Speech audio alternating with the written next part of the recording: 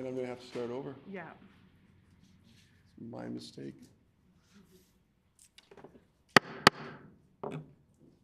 Will the Committee of Supply please come to order? This section of the Committee of Supply will now resume consideration of the estimates for the Department of Families. Questioning for this department will proceed in a global manner. The floor is now open for questions. The Honourable Minister.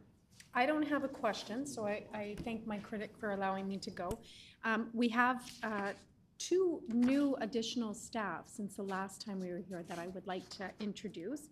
Online, we have Chris Pichet, who is our new Assistant Deputy Minister responsible for the Administration and Finance Division. And at the table here with me is Lindy Crishane, who is the new Executive Director of Women and Gender Equity Manitoba. And I would also like to say the first ever Indigenous woman to be the Executive Director for WAGE. The Honourable Member for Morden Winkler. All right. Thank you.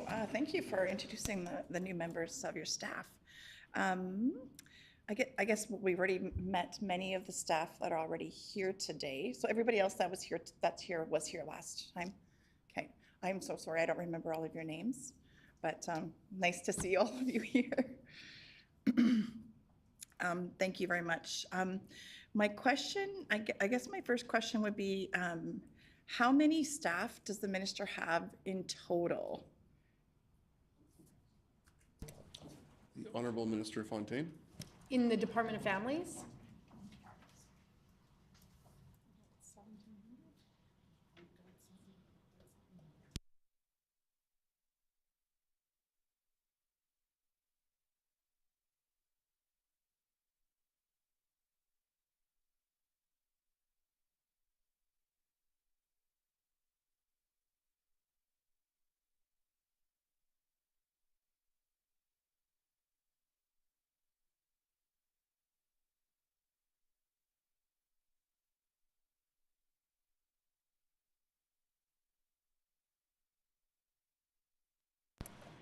Honourable Minister Fontaine. Maybe I refer that question to my critic. The Department of Families has right now, give or take, just because you never know if somebody is going to be leaving as of today, but as of today, we have 1,810 FTEs. As of March 31st, 2024. And I just want to take a little bit of time here in my 4 minutes and 30 seconds to just share that I think the critic will appreciate this. When I was special advisor for Indigenous women at the previous NDP government, I remember thinking, and I knew this for a long time, I knew that if I ever had the honor of, because I always knew I was going to run. I knew from 2008 that I would run, and I knew from 2008 that I would run provincially. And I remember thinking to myself that if I ever had the privilege and the honor of being a minister, that I would make it one of my commitments to meet the departmental staff. And so when I became a minister, that was actually in the first conversation that I had with our deputy minister. That was one of the first conversations that we had. I said I wanted to meet as many of our departmental staff, our team, our families team, as possible. And so in the last year, I've spent a significant amount of time going to different offices across the province. And it's interesting because so many of our families teams in those meetings that I've gone and I've met everybody and had time to chat with folks, people have said like they've never had a minister come and meet with them, or, you know, so I think it's really important. Every opportunity that I have, I always take that time to lift up my team because they do phenomenal work. And families, the Department of Families has, you know, we are responsible for, we have the sacred responsibility for some of the most vulnerable of Manitobans. It's all in families. And so I really try to highlight and acknowledge all of our team because it's hard work and we have a great team. And one of the first things that I did, I can't remember, it was maybe 2 weeks in, I hosted a town hall. And I think we had almost like 700 plus team members on that call. And we're actually just in the process of scheduling a second team town hall with our team. So I really appreciate you asking that question, because I don't think that our teams get the acknowledgement enough. And for me, it is something that I've known that I've always wanted to do. And if any family member, any family team member ever go into Hansard and read this, I want them to know how much I appreciate them and how much I honor them for their work. The member from Warden Winkler? Thank you for sharing that. I am actually very much the same way. I'm very much hands-on relationally, and I really want to meet everybody that I work with and just see how they're doing, because people that are on the ground working within the situations that they're in would know the best, and they can help us to understand if we haven't been through some of those situations ourselves. I mean, we've both been through, I'm sure, lots of things where we can actually have life experience, but it's just nice to be able to have a situation where that you're open and you're welcome to come, and people can come talk to me whenever they want to. So I appreciate that, and I'm the similar person that way, that I hope that people think of me as being open and approachable, and I always want to be that person who is listening to. So so that's always very important to me as well. So I appreciate that. One of the things I just was wondering, how many staff are in the ministerial office specifically?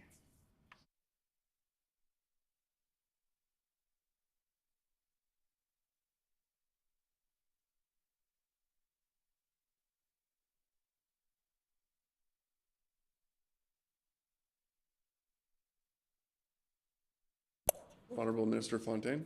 So just for clarification, is the critic talking about political staff or civil service that are in my office as well? Or is she talking about political staff and civil service? Member for Warden Winkler? Political staff specifically, first of all, that's, yeah.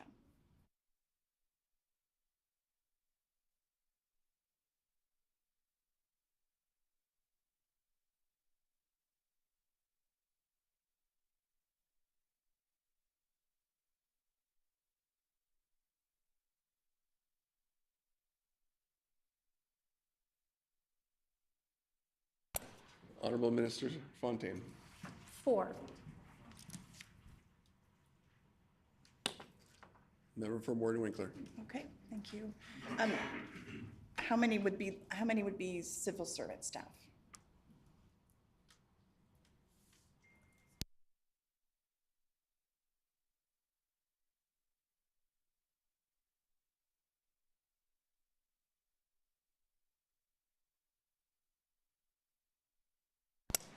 Honorable Minister Fontaine? 5. Member for Warden Winkler? Going back to the number of 1,810, that's an amazing amount of people out there that are doing amazing things for the programs that we're offering in our province. Can you elaborate more on where those people are all at? Like what offices they're working in, or what specific, how many are in this, service that we're doing? How many are in different areas of the family's portfolio?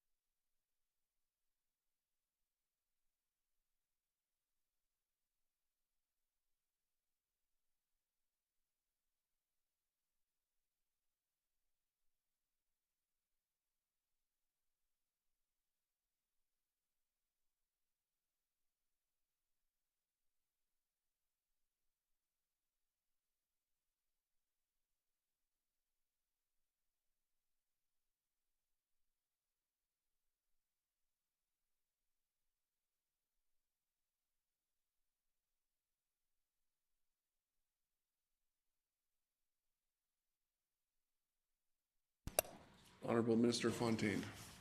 Miigwech, as of March 31st, 2024, admin and finance has 53. Community service delivery has 1,552.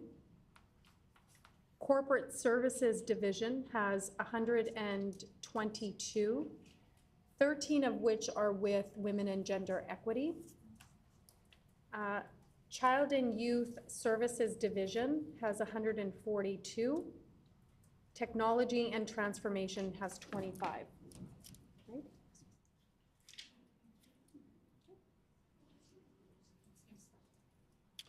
The member for Morton Winkler.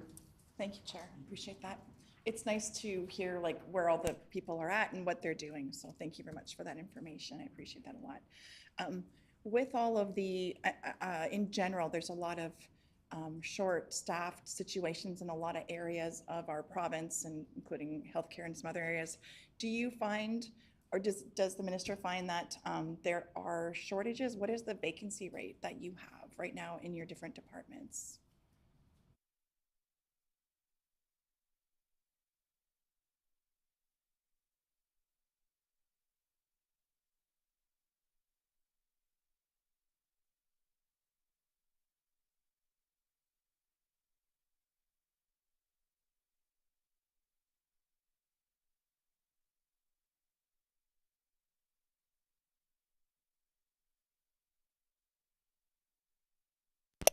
Honorable Minister Fontaine. So as of August 31st, 2024, there are 262 vacancies. However, having said that, 77 of those vacancies are from MDC. And as the member knows, MDC is closing, so those are effectively gone. Member for Morton Winkler. Thank you, Chair. Just on that same topic, what are the biggest vacancies that you notice? What areas are you finding them in? Is there a specific career path that people are not taking that maybe we don't have people to fill those spaces? Is there a trend that we need to pay attention to in that situation?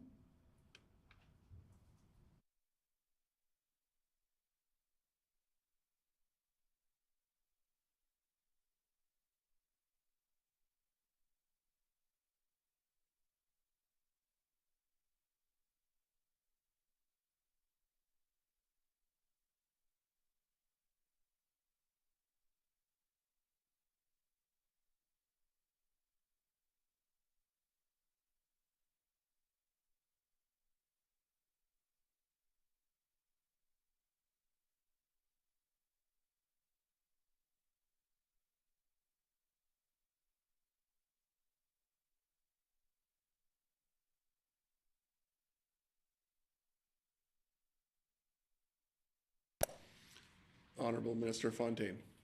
So I want to just share that I had said that our vacancies were 262, but if we take out MDC, we're sitting at about 185. That's pretty normal in respect of vacancies. That's kind of representative of our turnover rate and, you know, hiring and training that folks go through. So I don't know if we're necessarily seeing a trend that I would suggest to the member. However, I would say that we do see that, you know, in rural and northern areas, not only in the Department of Families, but really everywhere, right? It's sometimes a little bit more difficult to be able to get folks in those areas. And that's something we see throughout the province in every sphere, really. But it really is just, you know, the normal kind of turnover, but predominantly maybe from frontline staff.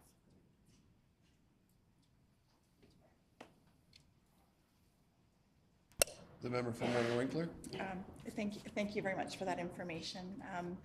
I just for my own knowledge, I just want to always make sure that I want to know if there's anything that's happening specifically in our education system, for example, or if the young people going into university or college are you know, find it difficult to get into school for certain things, and sometimes that just affects what's happening. And my daughter-in-law just graduated with her social work degree, and And I know she said there was there was quite a few students trying to get into that program, and she was one of the lucky ones to get in, but there's a long waiting list. So that was just one of the questions I had for that, because I wanted to make sure that we weren't, if we could do something to encourage more people doing certain things in schools, that's always something, if we could show that. So we need to have a need, but thank you. Okay, my next question is, has there been any changes to the ministerial's organization chart? And if so, could she share a revised version?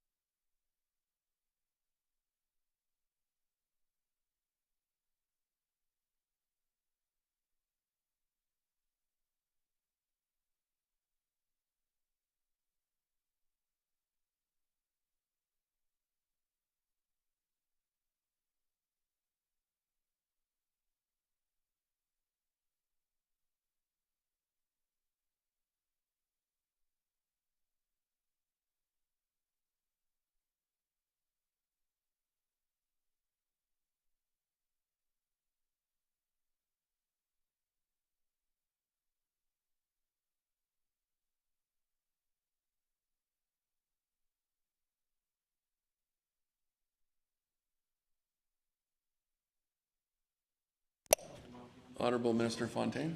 So I don't know, just maybe for clarification, if the member is talking about the overall department, because we did share that with the critic previously. So if it is that, there's been no changes since then, yeah. Honorable Member for Morton Winkler. Yes, that was the question, was just if there were any changes. Thank you. I have one more question about the staffing side of it.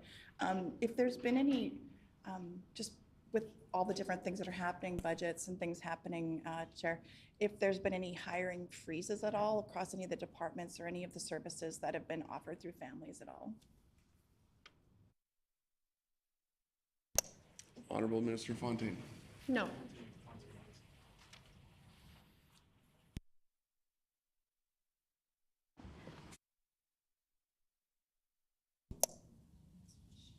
Honorable MLA for Morton Winkler. Sorry, Chair, I'll make sure I try to get that put through to you. Sorry about that. My next question is in regards to Clare's Law, the intimate partner violence legislation. When we had the opportunity to ask some questions in earlier spring, when I was sitting in for the previous critic, I had some questions about Clare's Law, and I just asked the minister about some important questions regarding the proclamation of the critical piece of legislation, Disclosure to Protect Against Intimate Partner Violence Act, which is also Clare's Law. I don't believe that the minister was able to give me a concrete answer at the time, so I'm just asking if she could give me an update onto the when they're expecting to do the proclamation for the Clare's Law.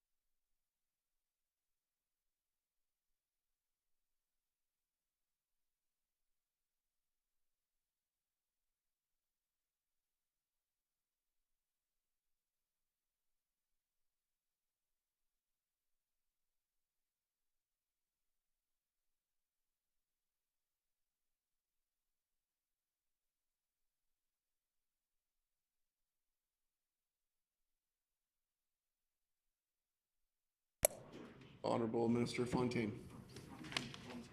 So, first off, let me just say that you know, I want to acknowledge our team that's working very, very hard on this, alongside like our wage team and the Department of Justice as well. So our two departments and our two teams are working very, very hard on this. And where we're at now is we're in the development of the regulations right now, with support and consultation from legal counsel. And the policies and the procedures are currently being developed.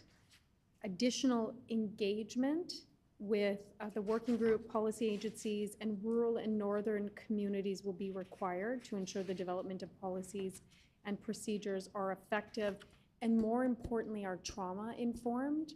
We have to make sure that, and I appreciate the member's question, I really do. I think that there's a lot of interest around Clare's Law, but we have to make sure that the infrastructure there is doing what it's intended to do and that it's not causing further harm. So we are actively working on that.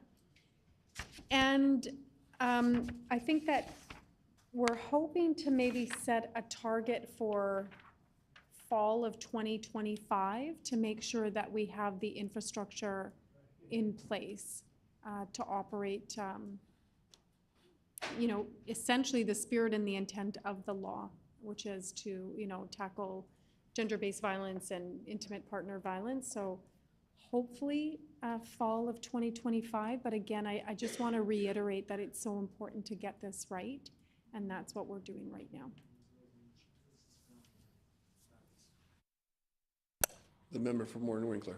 Thank you very much for that information. And I agree that the people that are working on this, it's such an important piece of legislation. So appreciate everybody who's putting the effort in. Definitely very, very important to all of us and to all Manitobans, especially women who are victims of intimate partner violence. It's such an important thing to do right. So I agree with that 100%. You had earlier in spring, you had said hopefully early 2025. Can you maybe, is there a specific part of it that's maybe holding it back the most? Like, what is the one thing that you could say, if you could pick one thing out, what is the main thing that you would say is what's kind of making whether that's you're making sure things are done right in a certain area, what would that be?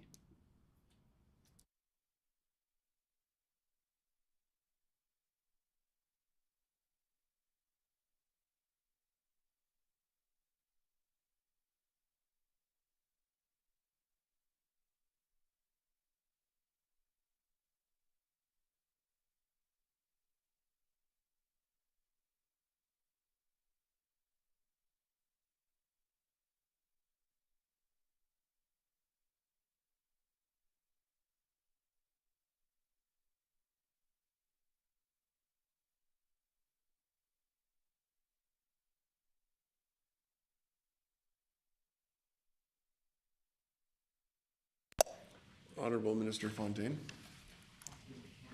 So in respect to the regulations, again, you know, the member would have heard us say this many, many times. We're a listening government. So in respect to the regulations, we're co-developing the regulations. So we're co-developing it with stakeholders and communities and sector.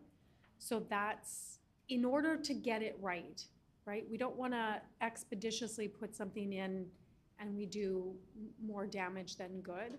And again, you know, this is, you know, something that community has wanted, obviously. And so we are working with community and those stakeholders to get it right.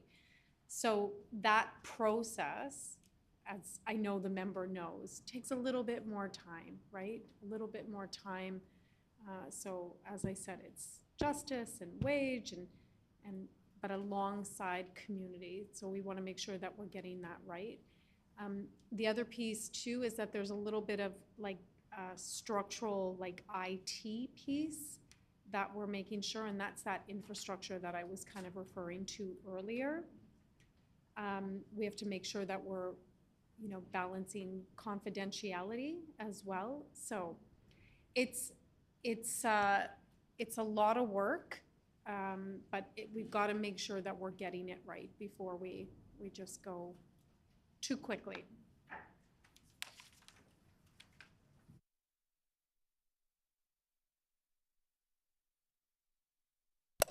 The member for Warren Winkler. Thank you very much.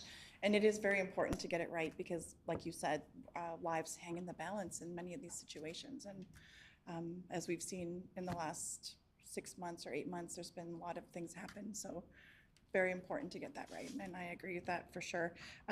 So you were speaking about stakeholder groups or stakeholders. What is one of them? Which stakeholders specifically in the community have you been talking with? And what have you been hearing from those stakeholders that's their main priority in this legislation?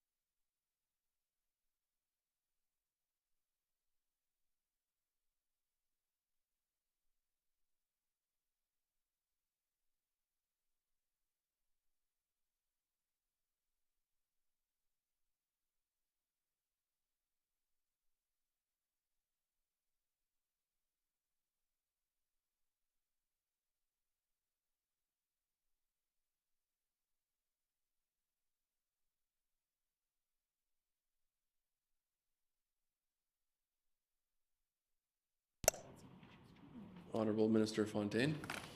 So some of the folks that we're working with is Gani Ganitsik, which I'm sure you know Gani Ganitsik, an Indigenous-led phenomenal organization in the community. The the Canadian Centre for Children or Child Protection, which is another just phenomenal organization that I actually had the opportunity, I think like last spring, to go and visit. And they are doing some really, really incredible work there. The Association of Women's Shelters, of course, right? Again, doing phenomenal work. All of our women's shelters across Manitoba do incredible work. And then, of course, working with Winnipeg Police Service, Brandon Police Service, the RCMP, because of course they are partners in this work. And then, like I said earlier, Manitoba Justice and Wage. So we're all doing that work together. And as I kind of alluded to earlier, what we're kind of hearing, again, is the things that I previously mentioned, that, you know, to ensure that this work is trauma-informed, and then just the concerns about, and the, you know, the needing to ensure that we've got confidentiality. So those are some of the pieces. And it's good because our community partners are really helping inform what, you know, a trauma-informed infrastructure looks like, which, you know, I think that if we know and understand and appreciate the history of, or the lack thereof, of supports in tackling gender-based violence or dealing with intimate partner violence, those historically haven't been there, right? And so, you know, the community partners are really, really helping to inform and really ensuring that we've got a good infrastructure in Manitoba. That not, that, again, I know I've said it a couple of times, but that doesn't cause any further harm.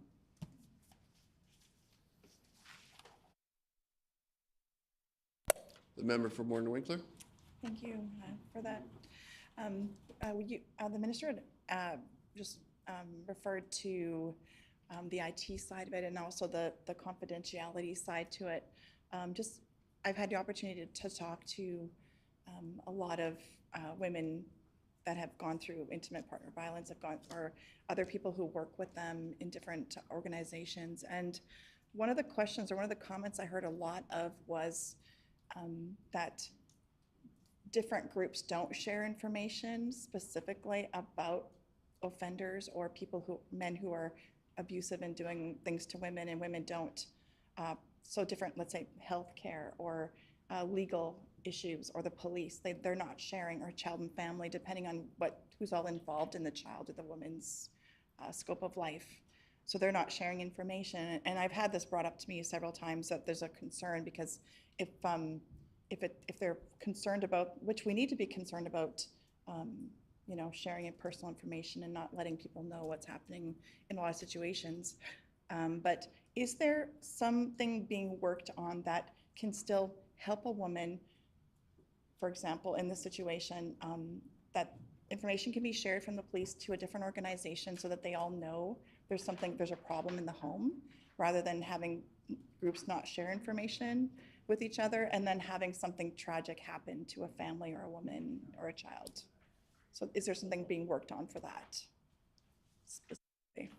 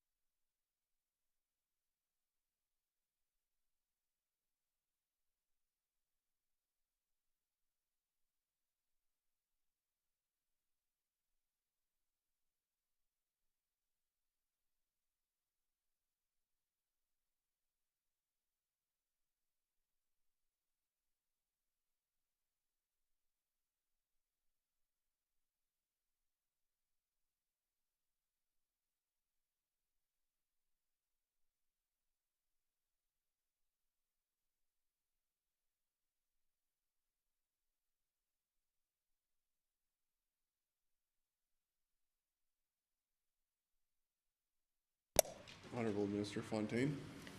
So I appreciate what the member is bringing forward, and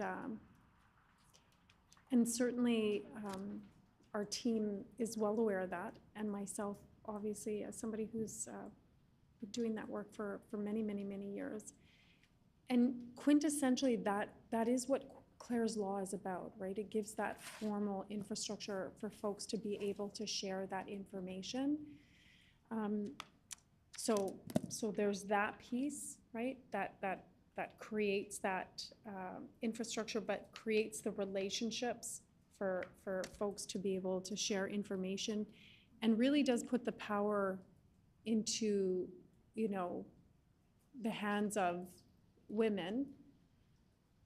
Predominantly, we're talking about women, obviously, but into the hands of folks that feel they may need to be able to access that, where that never existed before, right? The other piece that we're doing is, we've got the MMIWG Gender-Based Violence Committee of Cabinet, and that cabinet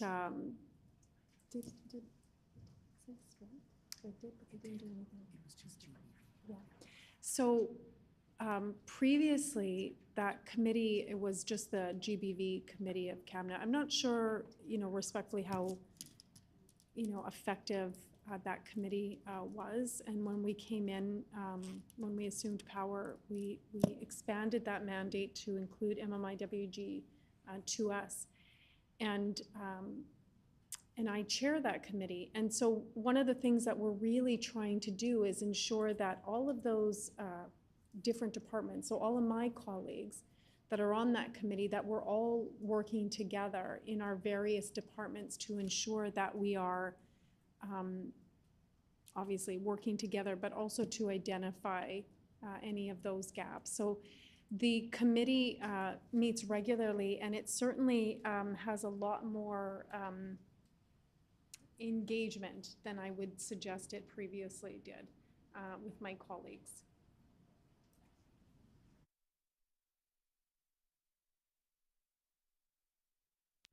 The member for Warren Winkler. Thank you, Chair. In the last year, we've unfortunately all witnessed the horrific tragedies that have been a result of the intimate partner violence.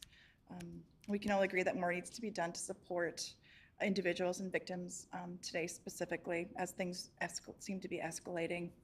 Can the minister share what steps have been taken by the department to enhance prevention and protection for Manitobans, women who have or may experience intimate partner violence right now?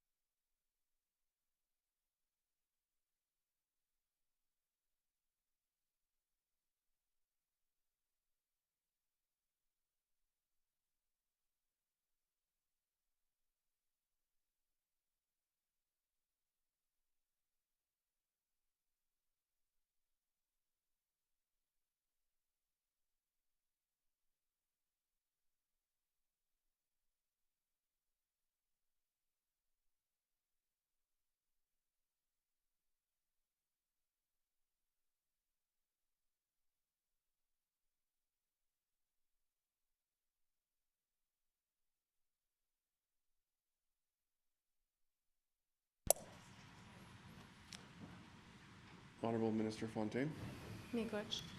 So I appreciate the member, and I think the member and I have had these conversations a couple of times now in respect of intimate partner violence, and I would imagine no matter where you sit in the House that we can agree that more work has to be done in respect of gender-based violence and intimate partner violence, and particularly after what we've seen in the last little bit. I say it every single time, like it is absolutely heart-wrenching what our province has witnessed in the last year, and almost like unbelievable. Like you can't even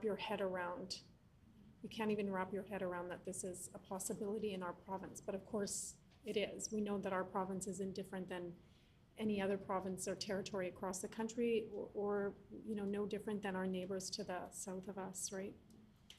And then, as I shared earlier, and I've said this many, many times, like it's an absolute privilege and honor to be in this role.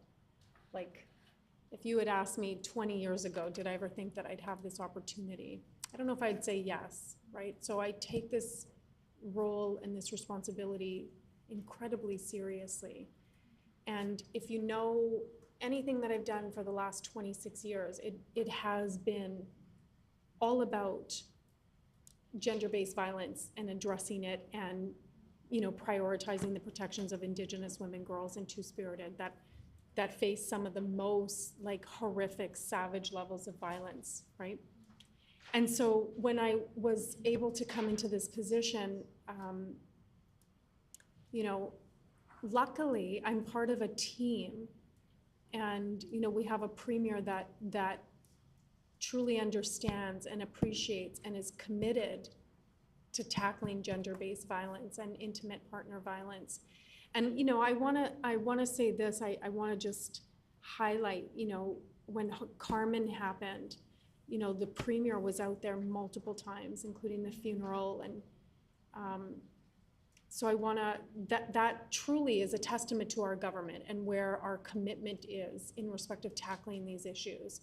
And as I say, you know, often in respect of, you know, people that say, you know, I believe in reconciliation, but don't action it and don't really do anything. It's really just words, right?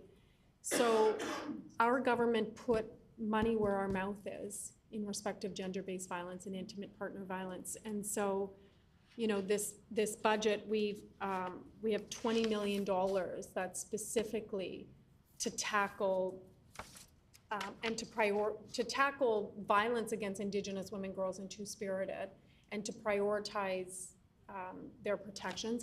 But we also have, how much is it for the GNAP? It's like 13.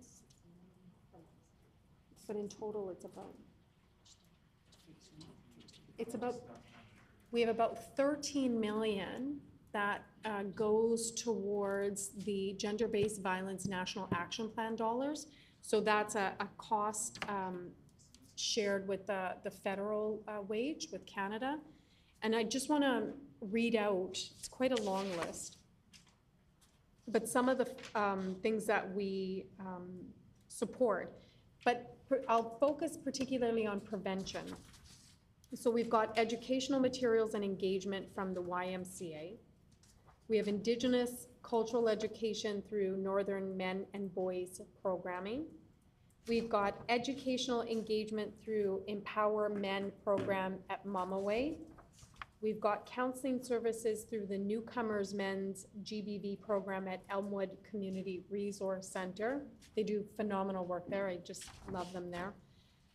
Women's counseling supports through MAPS, and counseling services through Norwest Men's Relationship Program. That's just highlighting a couple of the programs that we're supporting, and why I'm noting those is because that's prevention, right? That's before we get to a place where we've got folks that are, you know, participating in intimate partner violence. I think everyone around the table knows, we always say this, we have to be engaging with men and boys. And as a mother to 2 boys, I take that very seriously, in the way that I've raised my boys and how I expect them to behave and walk in this world.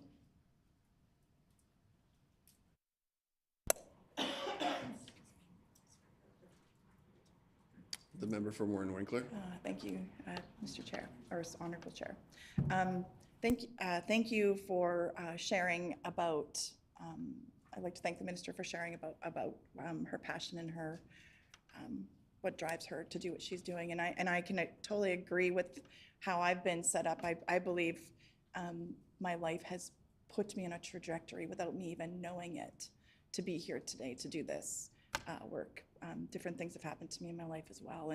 And I'm honored to be able to sit here and try to make a difference in our communities, in our province, and in our world for women and for children. And that's my heart. And when I was asked to be the critic for this, I just was really, I felt at home, because this is something I can really understand. And the incident that happened in Carmen was close to where I live. And I did spend time at the vigil there, and I did spend time in Carmen with some of the community members there, and was actually talking with the premier during that time. So definitely something that really touches my heart. And it's horrific what's happened, and we can't change what's happened, but I believe we can change what can happen and keep things from happening in the future. That's where I believe I can make a difference, and that's why I'm here today too. So But one of the things that I do have a passion for is both urban but also rural Manitoba. Just seeing the things that have been happening in rural Manitoba. Specifically, it's very different receiving services in rural areas than it is from urban areas. There's a lot more condensed people close by, so there's a lot more services close by for women who might need it. So in rural areas, it's a lot harder for women to get somewhere, to get the help. I've experienced personally a woman who needed help to get to the shelter and we called the local taxi, and there's a lot of things that are very specific to situations like that to get them to where they need to be safe. And so what would be the thing, or what would be some of the things that you're doing specifically right now for prevention and protection in rural areas? Is there specific things in rural Manitoba around the whole province that are being done specifically right now?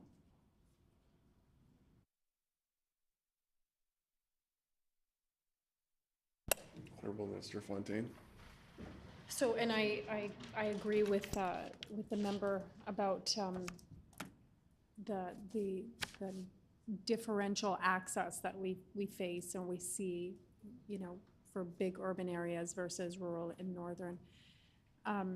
I wanted to share a couple more things, and then I've got some other pieces that we are funding and working with, which are all across the province. So I think it's really important that GBV NAP dollars that I'm talking about, including the MMIWG2S dollars that we're talking about, that's across the province.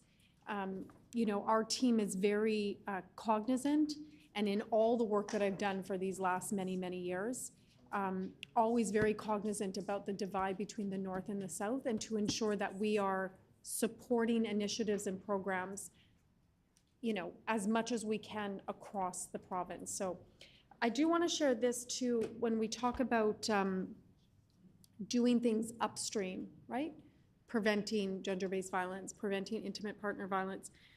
I want to share that, and I don't know if a lot of folks know this, but Manitoba for many years was a leader across the country in respect of engaging men and boys. And a lot of folks don't know that because, of course, there was some of, obviously, that work kind of stopped a little while ago, but I remember, what year would that have been? Maybe that would have been like 2000, I don't quote me on this, but between 2012 and 2014, somewhere around there. At the time, I was the special advisor on Indigenous women's issues for the former NDP government. And I worked very closely with WAGE. Our executive director at the time was a woman by the name of Beth Ulrich. And WAGE, for many years, has engaged in a relationship with the United Nations, so the Status of Women Commission, and the women's program at the UN. And Beth had nurtured really good relationships with them. And I remember one year we were at CSW, I can't remember what year I think the last one I was at, which was just last March, was the 67th CSW, so Status of Women for UN. But back then, I don't know which year it was, but there was, at the UN, when you go there for Status of Women, they're called side events. And so countries from across the world organize side events and on a particular topic. And this side event was co-hosted with BC, Canada, and Manitoba, and it was about the programming that we were doing about engaging men and boys. And so one of the things that we had back then was, and started here in Manitoba, which then kind of paved the way for other provinces and territories, was like the Don't Be a Bystander campaign. And that was done in partnership with the Winnipeg Blue Bombers. And so WAGE at the time, which was at that time called Status of Women, but Status of Women had worked really closely with the Winnipeg Blue Bombers to develop this public awareness campaign, and it really called on men, right? Like you and I, the member and I, can talk about this for forever until we're blue in the face. And really, if you think about it, because we're talking about male violence, it shouldn't be up to women and gender diverse folks to be doing that. It really should be men that are calling out other men on their male violence, right? And so that was some of the work that we did back then. And again, we did another project with women, UN Women, and it was to look at, they were identifying cities across the globe that they were going to be looking at really how unsafe women are in their particular environments, urban areas. And Winnipeg was chosen as the first North American, and maybe, I don't know if they added any at the time, the first and only North American city.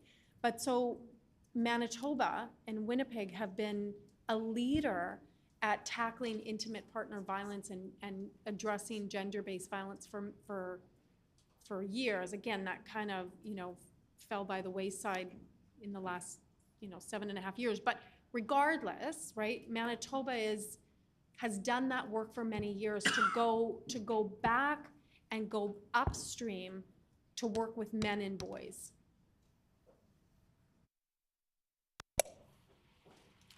The member for Morton Winkler. Thank you for that information. What is being done now, currently, with men and boys for educating them and bringing them up, like as in a situation where they're learning and they're treating women differently with respect and yeah, what's the government currently doing now? Honorable Minister Fontaine. Yeah, Miigwech. So I did note some of those programs, those prevention programs. Again, fundamentally, those are about working with men and boys. So I did mention those, but I do want to highlight some other things that we're doing in respect of GBV NAP. So we've got a drop-in program at the Aboriginal Health Supports through Nadinaway. We've got culturally safe wraparound supports from Ganiganitsik and clinic sexual assault response program. We've got the drop-in center at the SHARE program. We've got wraparound supports for survivors from the mental health program at the Thrive Community Support Circle, which I think most people around the table would know Thrive, and they do really, really good work. We've got counseling and youth services for survivors from community-based sexual assault services in Brandon, Westman. And honestly, don't get me started on Brandon. Brandon is, I never would have thought, I love Brandon so much. They are doing such phenomenal work in Brandon. The member earlier talked about how people aren't communicating. Brandon, all of those that are on the front lines of doing this type of work in a variety of different capacities, my gosh, they do such good work. They all work together. They're always in constant communication because they'll have the same folks coming to their door here and to their door here and their door here. And so they're all routinely collaborate and communicate with one another. I've been out to Brandon, 4 times now, or on official tours. They're doing such phenomenal work. So I just love them so much. So I have to give out a shout out to everybody in Brandon and all the amazing work that they're doing there. We've also got wraparound supports and cultural programming from Clan Mothers Healing Village. We have our strategy that's coming up in respect of MMIWG2S. And what I'll share with the member just is when we had made our platform and our commitment when we assumed government, we had noted our commitment to an MMIWG2S strategy. And maybe I think I shared this maybe last time we were here, that we're not calling it the MMIWG2S strategy. I'm really moving us away, and I've been doing this for many years now, moving us away as Indigenous women that we're only centered or entrenched in our trauma, right? Like Indigenous women, girls, and Two-Spirited are so much more and accomplishing so much more and also transforming so much. We're not only just this. So Shortly, we're going to have our announcement on our, what was previously called the MMIWG2S strategy. And we're really leaning into, you know, I want Indigenous women to know how powerful they are. Like, I want them to know that I, as the minister responsible, have their back. Us as a government, as a team, in all of our departments, have their back. And I want them to know that they are, you know, they're not only just victims, but they are really agents of transformative change. So I'm really looking forward to that, and I will actually give an invite to the member when we have our, I'm not quite sure when it's happening, but I will invite you to that because I think you're going to be very happy about that. And then, you know, the other thing that we're doing with the GBV NAP is we've supported Blue Thunderbird Family Care. Again, I know I keep saying this about everybody, but they do such phenomenal work as well. The executive director is, her name is Dana. Honestly, she is such a phenomenal leader and is really doing extraordinary work to ensure that folks in the community that need those supports, a variety of supports, know that they can go to this Blue Thunderbird infrastructure that they have and they can get the supports that they need. And I think I shared with a member one time that, you know, they offer a safe space for mothers that may need a bit of extra support.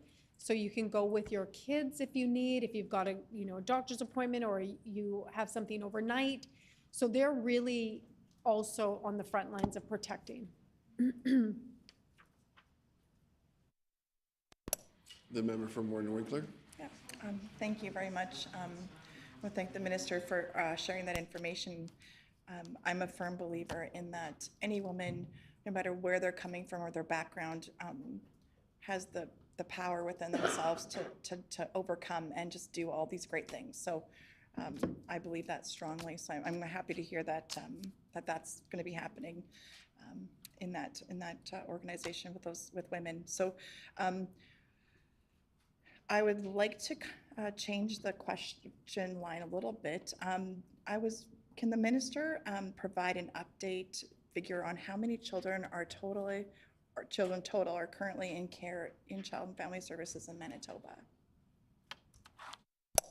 Honorable Minister Fontaine. As of March 31st, 2023, right? 8919. So as of March 31st, 2023, 8,919.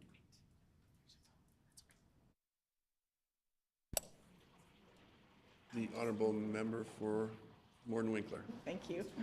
2024. Oh, that was my question. I was thinking that was over a year old. I was hoping that the minister had more accurate information there. Okay. Member for Morton Winkler. Okay. Can the minister provide a breakdown on how many children are in care by each agency?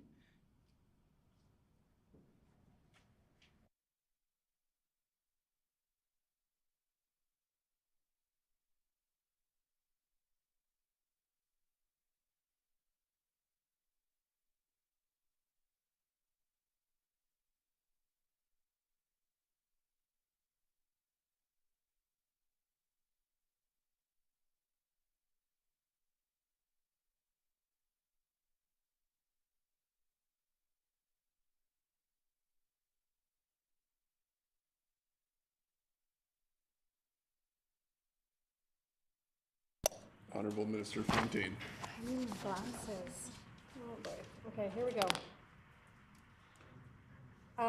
You know what I'll do is, let me see if I can see this. Oh, okay. How about, would it make more sense if I did it through authorities? Okay. Sure. So the First Nations of Northern Manitoba Child and Family Services Authority has 2,780. The Southern First Nations Network of Care has 4,216. The General Child and Family Services Authority has 925. The Métis Child and Family Services Authority has 1,069. And so that's a total for 8,919 children in care. And then I guess what I would like to just, which I did. Oh, no, I didn't. Sorry, oh, I'm still speaking. Okay, sorry. You know what, I need my glasses. I need the chair's glasses. Let me reread those numbers. These numbers are very, very small. Let's try that again, critic. Okay, First Nations, so the Northern Authority actually has 2,863. Sorry. The Southern Network of Care has 4,241. The General Authority has 832, and the Métis Authority has 983. Sorry, for a total of 8,919. I apologize.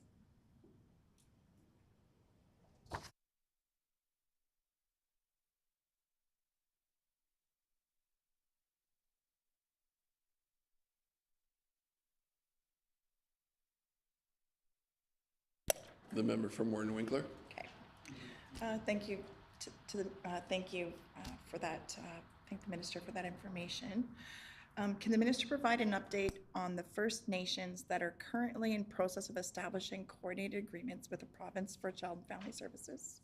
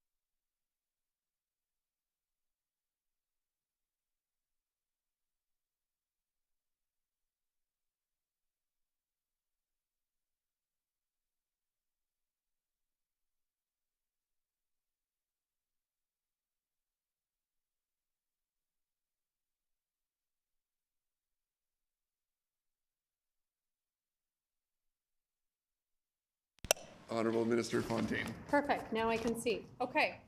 So as I've shared with the member before, and in this very estimates committee, we are very, very close to having a coordination agreement with the Manitoba Métis Federation.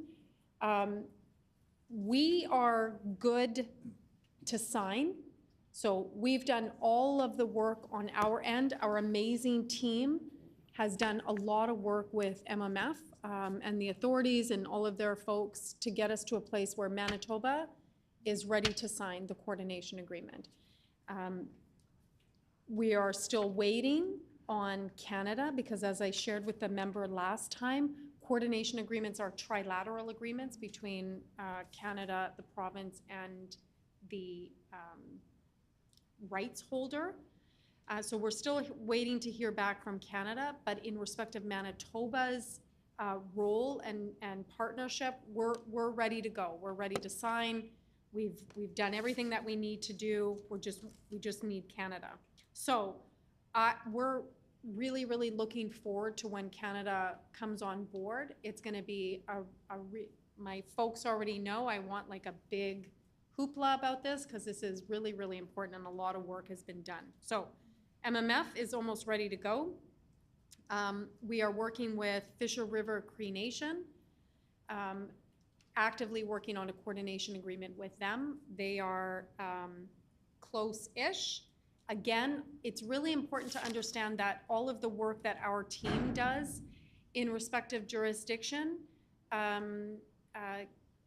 is only as good as our partner in Canada in respect of we need Canada at the table. So all of these that I'm sharing with you, we do need Canada at the table. So, but our team has done our work and continues to do our work. So we've got Fisher River Cree Nation. We have Broken Head Ojibwe Nation.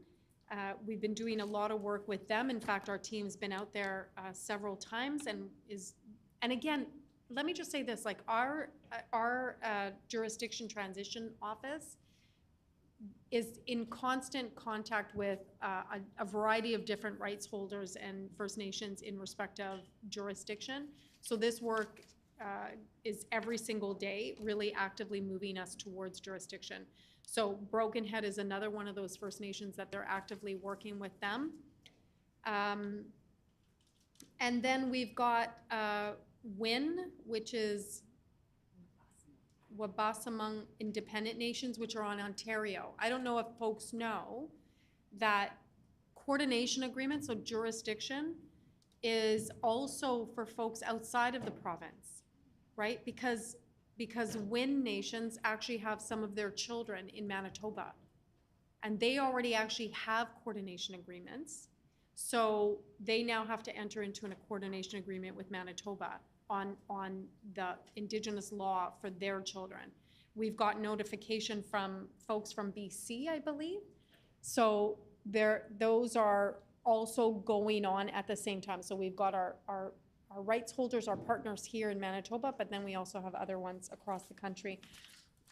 We're also actively working with Long Plain and with Wayway Sakapo. We just signed something the other day with Wayway Sakapo in establishing something that they need, they believe they need for their path to jurisdiction. So there's a lot of work going on. We just had a meeting, I think maybe 2 weeks ago with Sagin Anishinaabe First Nation, which is my First Nation, as the member knows, and that was a really good meeting, indicating that we're ready to work with them as well. I can't even name all of the First Nations that we've, Island Lake, we've been trying to work with Island Lake. They just had a leadership change, so I've sent out a letter and looking to meet with their new Grand Chief. And there's been a lot of work on Island Lake communities as well. So I cannot stress, and this is my favorite subject, as the member knows, how much work is going on in respect to jurisdiction and really restoring jurisdiction, First Nations jurisdiction, First Nations and Métis jurisdiction over child welfare. And again, I can't stress this enough that in the next 5 to 10 years, child welfare in Manitoba is going to look fundamentally different.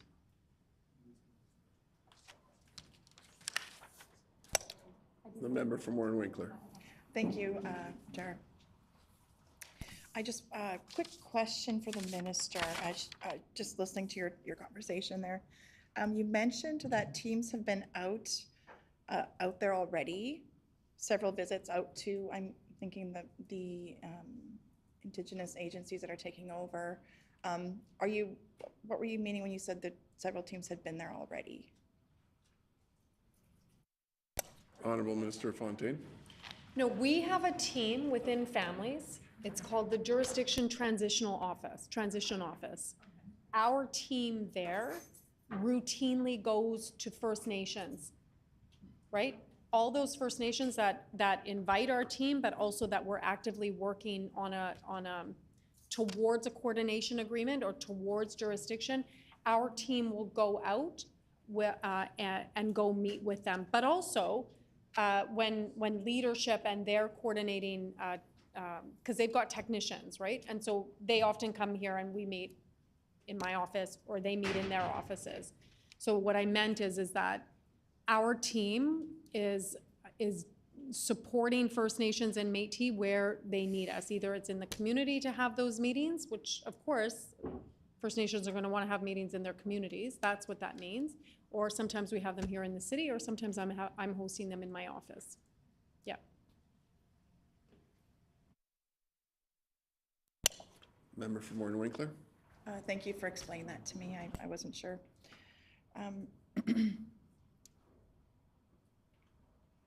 Can the minister explain how funding is provided once the coordination agreement is established? For example, Peguis First Nation, how do dollars flow?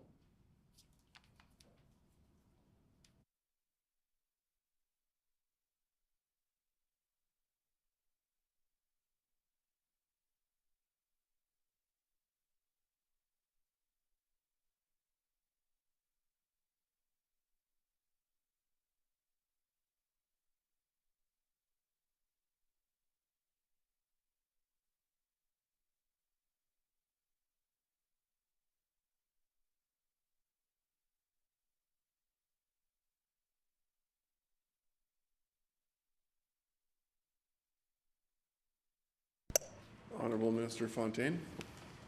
So, again, jurisdiction is a nation-to-nation relationship. So, you know, the money that's in the system that would go towards agencies or the authorities, then to the agencies to deliver those services, then just go to the First Nation, right? So let's say Peguis, those dollars would have gone through the authority, then to the Peguis, but now the dollars just flow from Manitoba to the First Nation by way of agreement. So those are agreements. So the money that goes into the system to deliver that service would just then directly flow to the First Nation to deliver the service.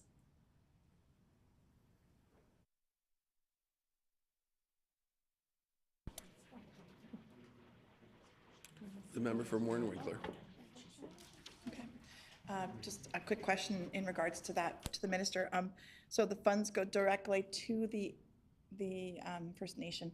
Then, like, would that also include money for infrastructure that they need, or any kind of education or training? It would encompass everything, or is it just specifically for the child care that they need to help with that, or I guess just a little more?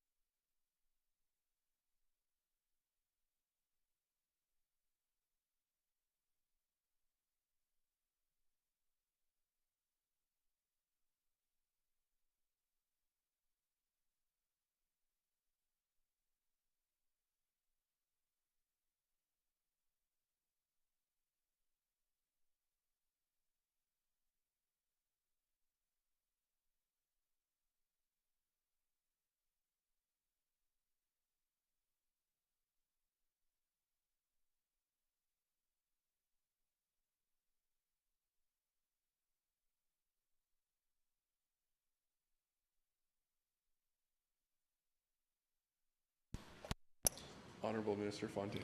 Okay, so just two things. So it's important to note that for child welfare, Manitoba funds child welfare, but also so does Canada. So as I said previously, you know, any relationships that we're talking about or jurisdiction or coordination agreements, Canada must be at the table because they also fund child welfare, right?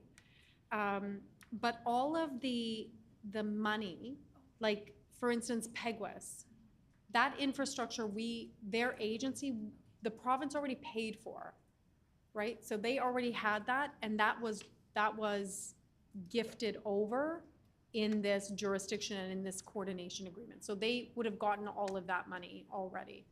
Yeah. I don't think I explained that properly.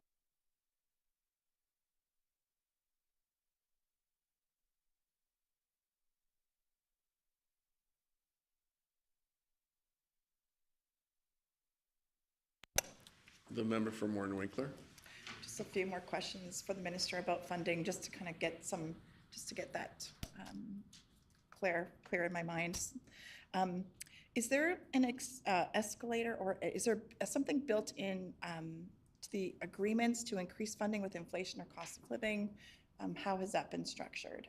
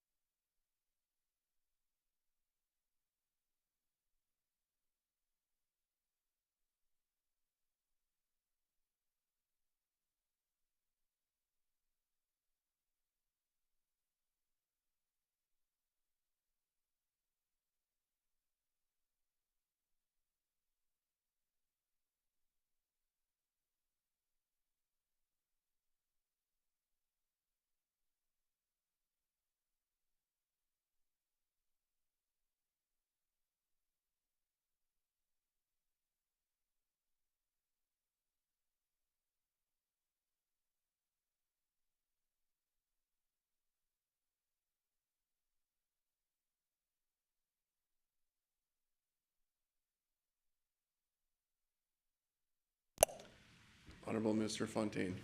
Yeah, so again, the funding that's provided to PEGWIS is to ensure the service delivery to their nations and to their citizens. And we will, continue to fund that. Yeah. I want to just say, again, there are First Nations right now that are working really, really hard on their Indigenous laws and working with our team here and, working with Canada to try and get their coordination agreements done and their Indigenous law enacted. And, as I said, Canada has a role in that. And I'm hoping that we will see a lot more other than just PEGWIS. I'm really hoping that we're going to see some coordination agreements signed in the next little bit. And it's really important to recognize that, those coordination agreements, when they're signed, and we have our big hooplas and our celebrations, those are really important historical moments for Manitoba. And I feel like that's what people are kind of missing in this discussion, right? I've heard people say, well, are you going to have oversight? Or, how do you know First Nations are ready? And, what are you going to do about this? And what are you going to do about that?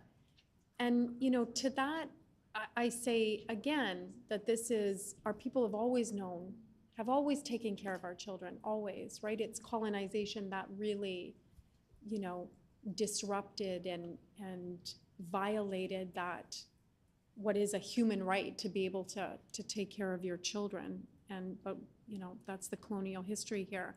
And so when we enter into those agreements, all of us really should be so proud that we're part of a province that is working really, really hard to decolonize a system that has caused so much harm, right? I don't, what I think about sometimes is that, 20 years from now, 30 years from now, when history goes back and looks at, the work that Manitoba has done to decolonize it, that's something we can all be proud of, to support that process and to have been part of a team that does that work, which is, is difficult work, but exciting work. And I'm so proud of our team in families and these folks here that are at the table that are doing this work. But more importantly, as much as I love our team, I'm so proud of our people. Like, I'm so proud of our people, dismantling, colonization and restoring those, what has always been for our children. So I share that with the critic to also get excited about this, because this is a great moment in history for Manitoba. And to that end, we are working very, very hard to ensure that, you know, we have First Nations that are ready to go and that we're signed and we're doing that decolonizing work. The member from Warren Winkler. Thank you. I'm very excited to see this happen. I've been involved or in different aspects in childcare and different situations over my lifetime, and I'm excited to see things change and progress, because the work that started with Bill C-92, just Manitoba was one of the first provinces to get on board and start making it happen. So I'm excited for that, and that's one of the things I'm really excited about doing and being part of in my critic role. And but just that I'm able to continually work on this, things that were started already 5 years ago, 3 years ago by the previous PC government, and I'm happy that I can be here to start working with the minister to continue this work, because it is important, and I think it's important for us to see that we need to work together, and we need to be excited together, like the minister said, because it is important work, and we both, I agree with her, with the minister, that that this is something that needs to continue, and I'm excited to see how our province is moving forward, and so that's very important for me as well, and it's important for me, or our province, and for, you know, for things to continually move forward, to set up for success. I think that's one of the biggest things that we can do is set those up for success. And one of the questions I just have, and I know we've talked about education, and I think it's just so important, because for our kids, our safety, and the kids, what they need, and just setting up First Nation communities up for success. One of the questions that I do have about that is that with Child and Family Services, will there be an increase in like education opportunities, for example? If anybody would like to go to school, will there be an increased spaces, post-secondary institutions or colleges, programs like that specifically for Indigenous students that want to go to school, just to help set them up for success and make that pathway open for them? I think that's important. And is that something that's a possibility as well that we could do, or that's happening? Honorable Mr. Fontaine. So I'm gonna get to your question, and then I'm gonna ask if we can have like a 5-minute break, just for a washroom break. But before we get to that, I just wanted to share this that I think is really important for folks to really understand and appreciate. You know, any advancements, any legislative advancements, any dismantling of a colonial mindset in respect of child welfare wasn't done by governments. So I know the member said, you know, this work started under the previous government, and I understand why the member would say that. I get that. But actually, you know, all of this work in respect of child welfare and any changes, both at the federal level or provincial level or territorial level across the province or across the country, is not because of us.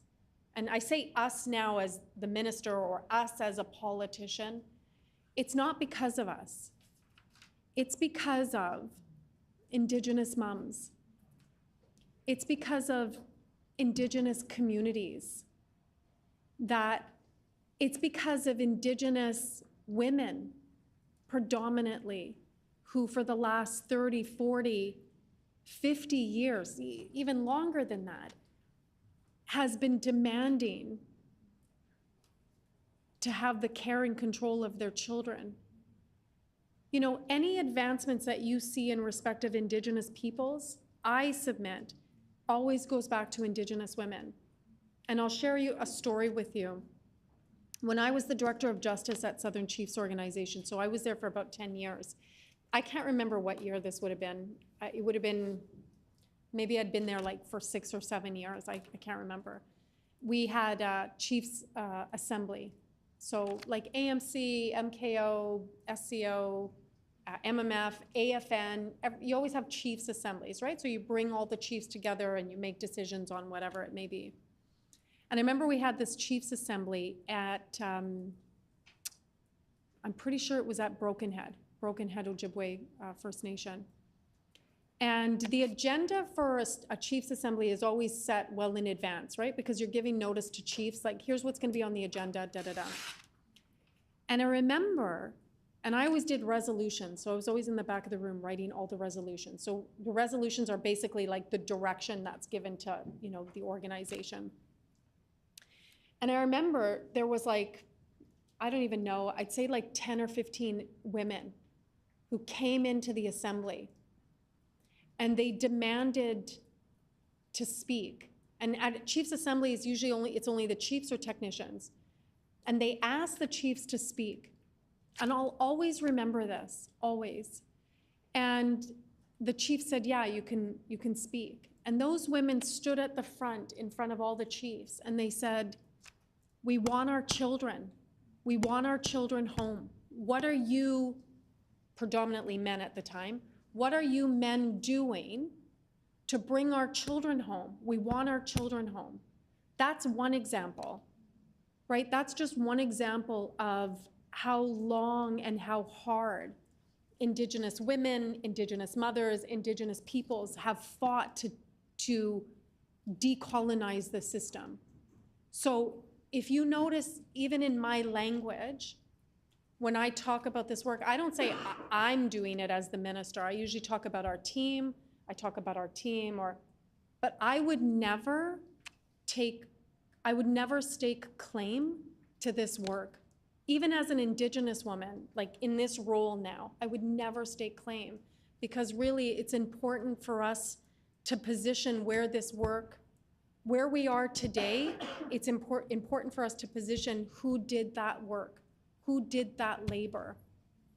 And so I just want to share that, because this isn't about, it really isn't about governments. This is about the community.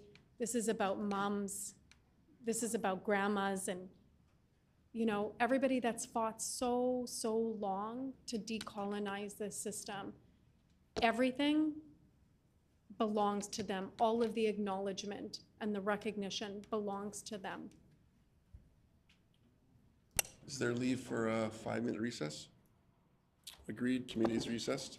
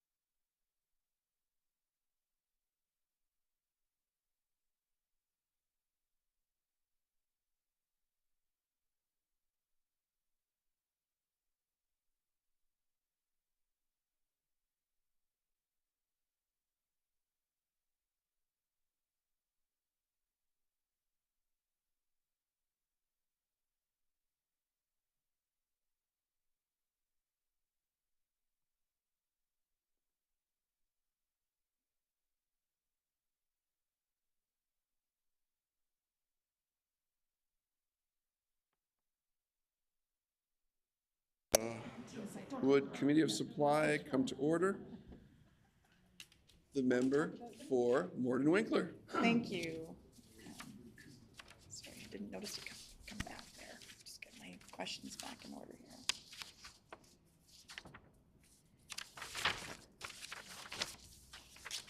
Did have one more question for the minister.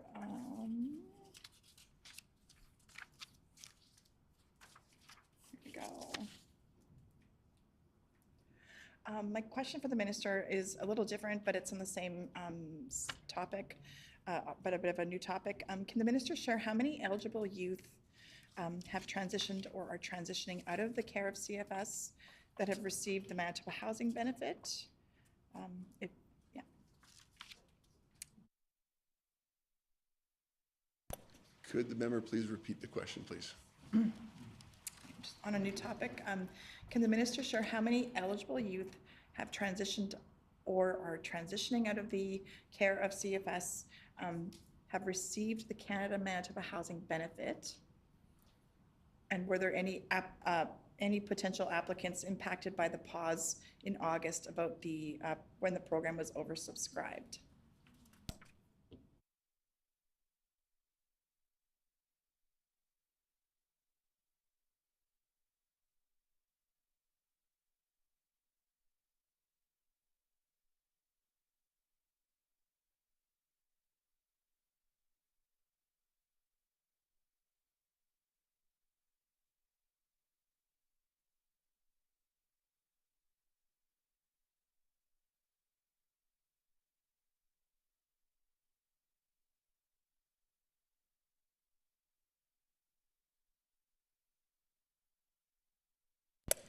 Honourable Minister Fontaine. So, as the member knows, housing in its totality for all of our citizens is a number one priority of our government. I know that the member knows that. And I would be remiss if I didn't take an opportunity to just, shout out my colleague, Minister Smith. Am I allowed to say her name? I think so. I believe so. Yeah, I believe so. Who's doing really innovative and important, extraordinary work in respect of housing. And so I just want to lift her up for that work. I know that's not easy work. And she takes that job very, very seriously, and that responsibility and that priority really, really seriously. So I just want to take a minute to just acknowledge my colleague for that work. And we know that, and I know that the member opposite will know this as well, that, housing plays such a crucial role, right, in respect of children aging out of care. And I believe the member and I shared one time already, like when we talk about our children, they're like our own children, but, when children are aging out of care, they're still babies. They're just, right? They're still babies, and so they need those supports, right?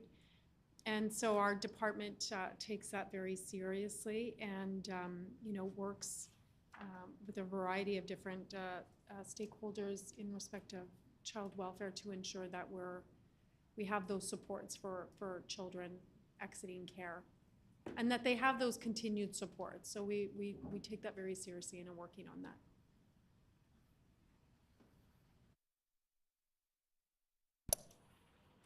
The member for Morton Winkler. Thank you. Can the minister list the current programs that exist to support employment and training programs for individuals that receive EIA?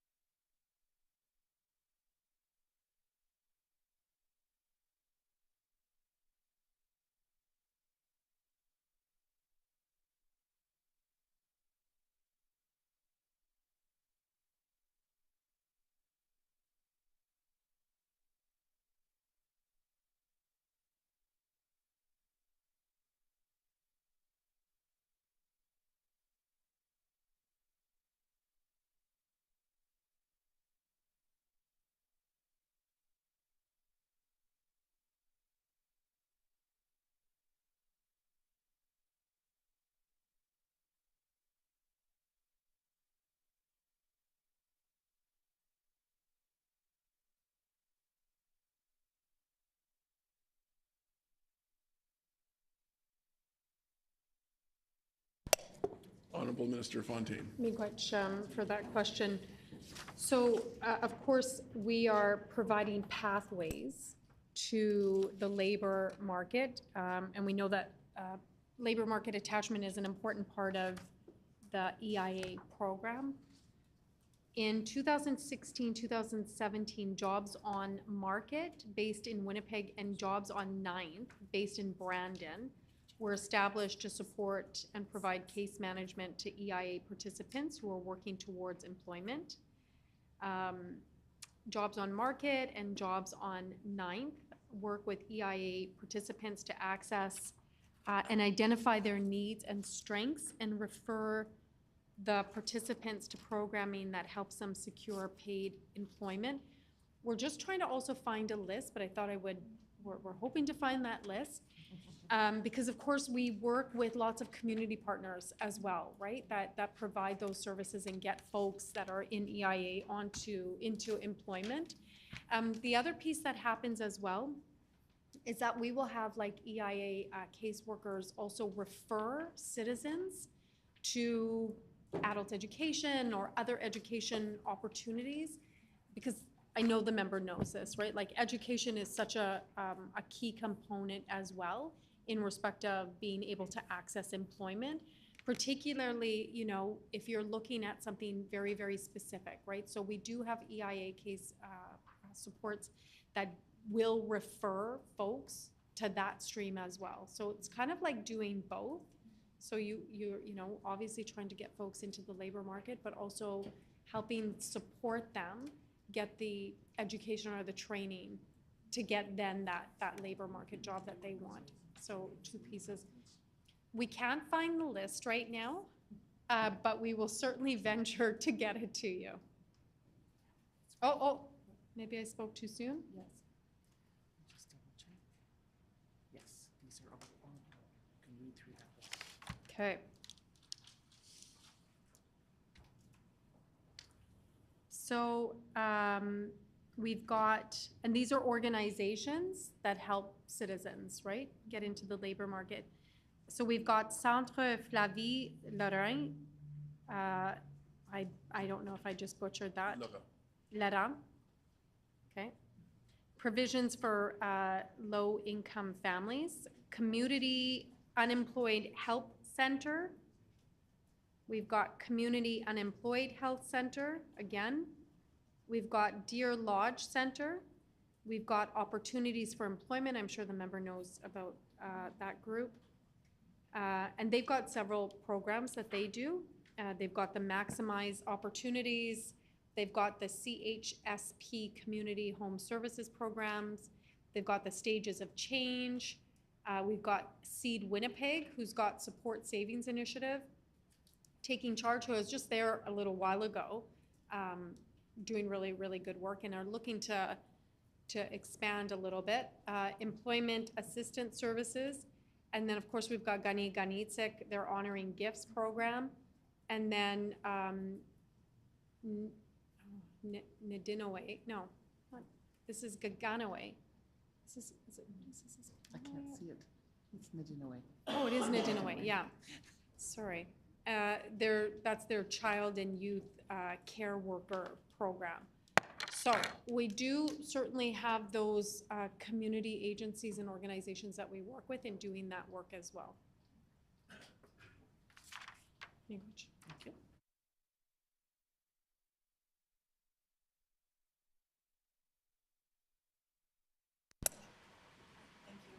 Member for Morton Winkler. I'm just going to hand it over to my colleague. He would like to ask a couple of questions, if that's okay.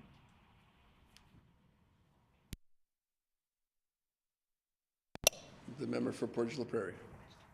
Thank you so much, Honorable Chair. First of all, thank you to everyone that's here today for giving me the opportunity to speak at Estimates today. My question is regarding MDC, because MDC is in my constituency. Can the minister share an update on the status of the MDC residents that have been transitioned out of the center, specifically where or what programs they were transferred to? Thank you.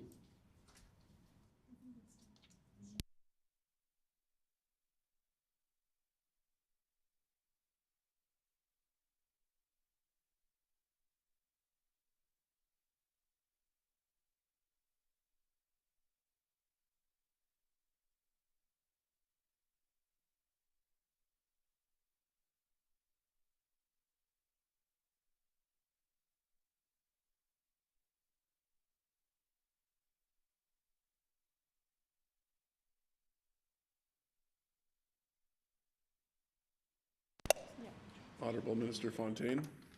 Yeah, so that's a really important question, so I appreciate that. And so as the member knows, folks are transitioned. So we had, as of October 1st, 2024, 106 residents have transitioned to the community, and only 2 remain at MDC.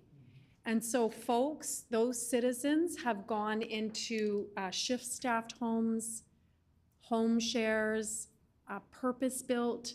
And I have to share with the member, first off, let me share 2 things, or maybe even 3 things. The way that the department executed folks transitioning was hands down the most compassionate, the most caring, the most bringing together everybody that needed to be a part of that plan to ensure that families and the citizens and the communities were all coordinated and all on board, was hands down, like, just extraordinary work. So I cannot stress that enough for our team and the way that everybody came together to ensure that safe transition was extraordinary. And I think that families and community and citizens have really appreciated that there was so much care and attention that was done. So first and foremost, let me say that. Second, I had the opportunity, I don't know how long ago, several months ago now, I don't know. Everything's a blur some days, so I don't know, but I'll say in the last 5 or 6 months, I think, I went to MDC and you know, saw, you know, I went to the, what's it called, the grave site, and saw the plaque there, and, you know, heard about all of the individuals. I've met with some of the staff, I've met with some of the family, I've been to our purpose-built homes. Our purpose-built homes are amazing. Like again, the thought and the consideration that have gone into our purpose-built homes. I've met like the residents and the citizens that are living at these purpose-built homes, and they're just such special human beings. I just love them so much. And it's, again, the care that these citizens are receiving from our staff and our team is amazing. And so I just want to, you know, share that on the official record for historical context. And then, you know, I want to say this, my third thing is, I guess that would have been last winter or whenever, I had the opportunity, there was a documentary that came out. Was that These Four Walls? And so that was at the Human Rights Museum, and met with the documentarian and met with the folks. And, you know, I don't think that, you know, Manitobans really appreciate all of the work from, you know, the 70s and beyond that went into, you know, ensuring that citizens are treated with compassion and you know, that their human rights are acknowledged and respected. And so, you know, I just want to shout out all of those individuals, former residents, citizens, supporters, allies that have done such amazing work. And I'm so proud to be part of a team that did extraordinary, extraordinary work at transitioning all of these citizens.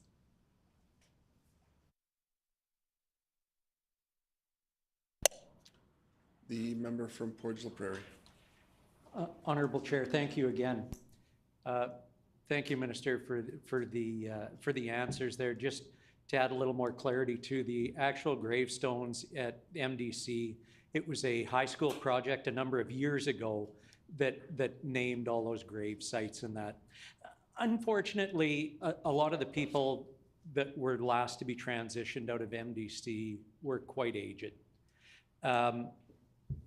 Again, talking to some of the former nurses that were working there, there has been, unfortunately, some that have passed. And I'm wondering if the minister has any indication of how many of the last 106 people that transitioned out of MDC have passed, or if their life expectancy had been shortened. Thank you.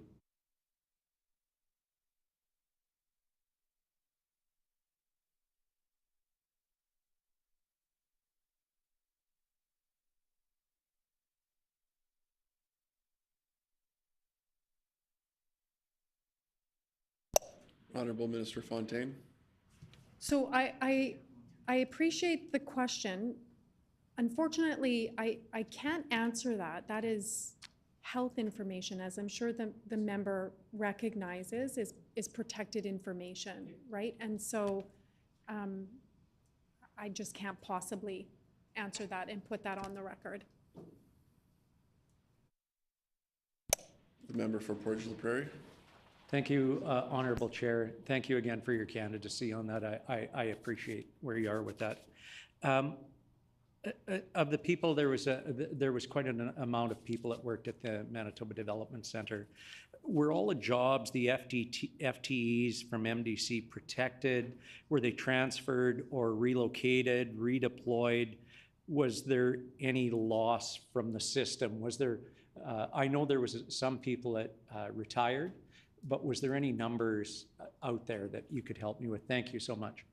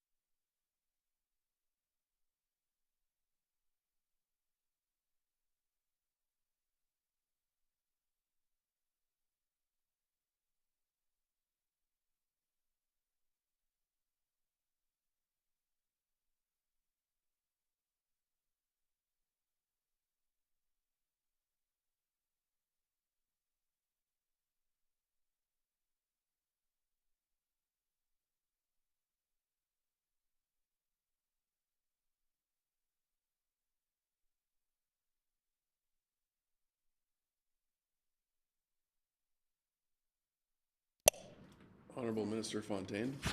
So I think that the member is asking, and so first off, let me just say this.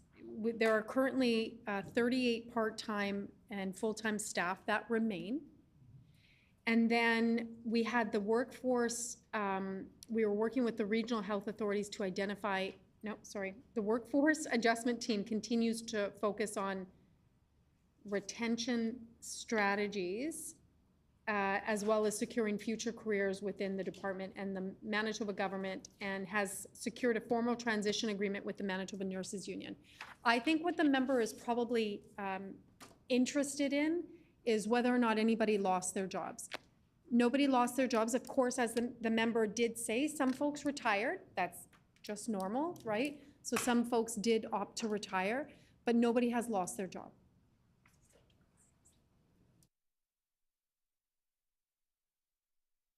Choose a layoff as well. The member for Portage la Prairie.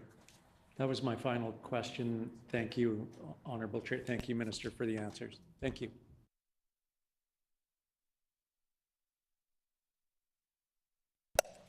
Member for Morton Winkler. Thank you, Chair. I just wanted to say thank you. I've got so many more questions. I could just talk all day about this. I'm very passionate about our province and about the people here and the communities. So I appreciate the information that you've gotten. I would love to be able to just have a dialogue sometime. If you and I can just have more questions or just have a chat, I'd love that. I would love that if Minister would be okay with that. But thank you very much. And I think we need to wrap it up because it's 10 to 5 and I was told to be done at 10 to 5. So.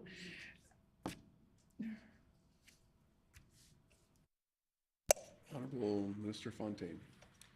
So I just want to say miigwech for the really thoughtful questions, and I really appreciate the approach that you took. I think that you and I are able to establish a good working relationship. So I really want to just appreciate you as well.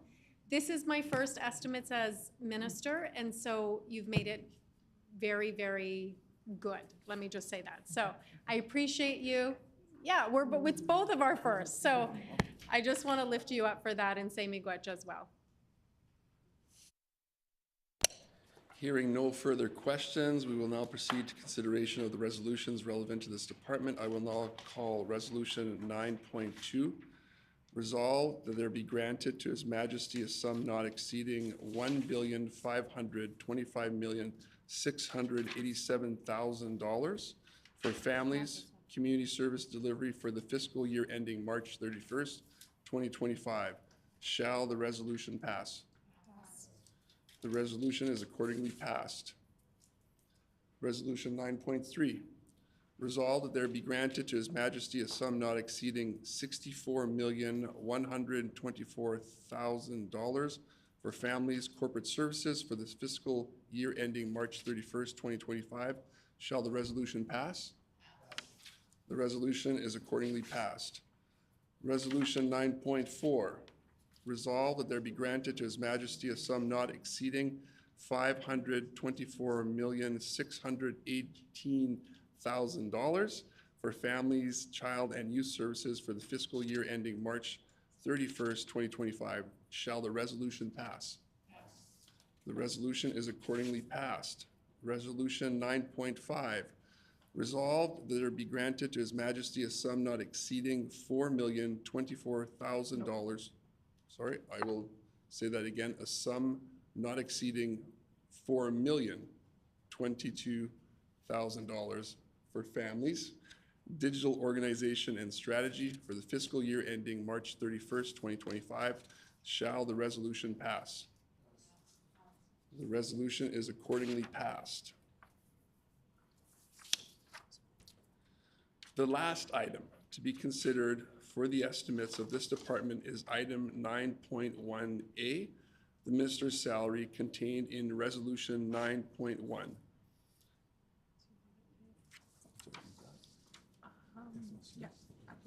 Yeah. At this point, we request that the minister's staff leave the table for the consideration of this last item.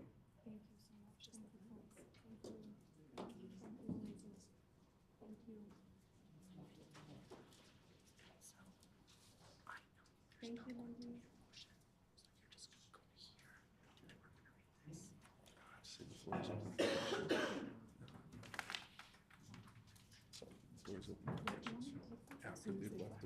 No, as long as they're away from the table. Yeah. All right. Yes. Oh, behind you. So the floor is open for questions. Yeah. The floor is open for questions. You can say hearing none. We're going to do resolution 9.1. Hearing none, if no motions are forthcoming, resolution 9.1. Yeah. Resolved that there be granted to His Majesty a sum not exceeding $5,283,000 for families, administration, finance for the fiscal year ending March 31st, 2025. Shall the resolution pass? The resolution is accordingly passed.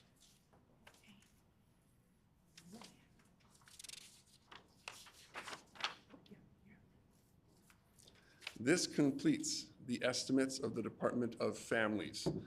The next set of estimates to be considered by this section of the Committee of Supply is for the Department of Education and Early Childhood Learning. The hour being 4:52. Thank you. What is the will of the committee? Rise. Committee rise.